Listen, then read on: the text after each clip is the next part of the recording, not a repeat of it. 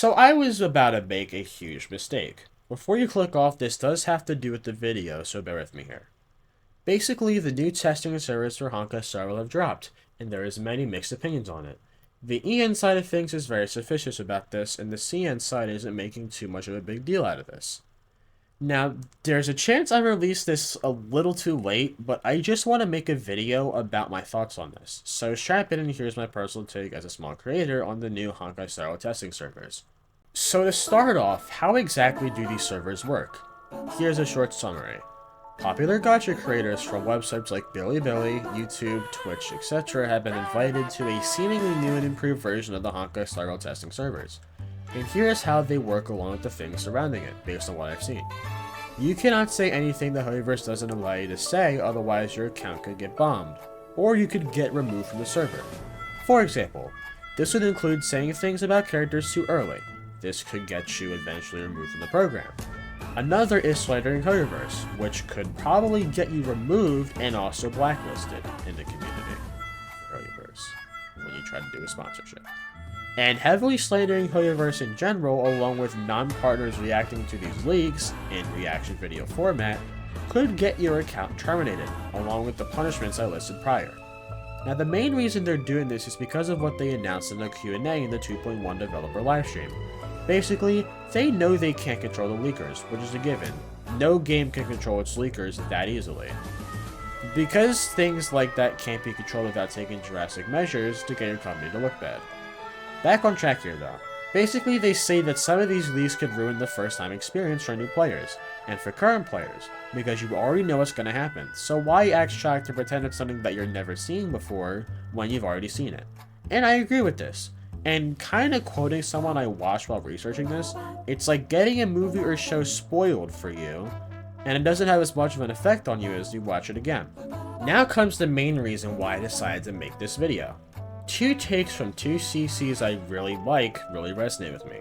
Tektones, oh no, he's mentioning Tektone again, go fuck off. Tektones when he talks about the control aspect of this contract, and Mr. Pokey when he talks about the benefits. Both were solid points that got me to make my own conclusion on this, and here's what I think. The positives for this. This is an excellent opportunity for creators to earn more, and this is also a decent method for HOYO-verse to control their leakers. So yeah, so far seems like a pretty solid solution, especially since the 1 week before release aspect is evolved. Speaking of which, I forgot to say, another part of this contract is the fact that you can only leak stuff about the character 1 week before the release. So if you were to leak Boot Hill or something 2 weeks before release or a month before he comes out, you are just not going to be able to be in that program anymore probably. Now for the negatives. CCs are going to be covering these leaks and stuff as their content. If a CC beats everyone and makes a video first, this could be bad since some people don't want to watch a video on stuff they quote-unquote already know. Another negative is the change aspect when it comes to agreements. Change is entirely possible in any situation, so either HOYO can make a really bad change to the contract or terms could eventually backfire against the content creators that are part of the contract. Change is a very important thing to keep in mind. Things don't always stay the same, so bad things could happen in this deal. Another bad thing is that there is a lot of things we don't know about the contract. Like Tektone said, there is a possibility of a control aspect in this deal. Again, a possibility, so there's that. One more issue I have is an issue I overlooked was the fact that long-term HOYO creators were immediately giving access. The problem with this is that people who are truly passionate about the game aren't given a chance to shine.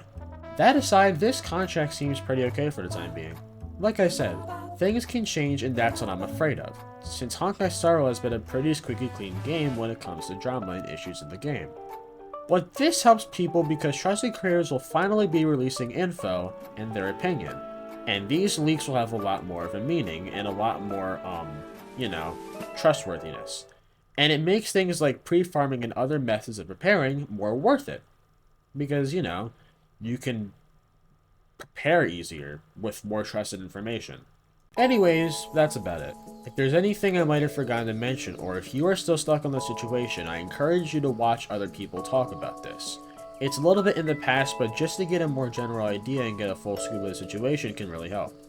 If you enjoyed, like, comment, subscribe, and I'll see you in the next one. Bye bye.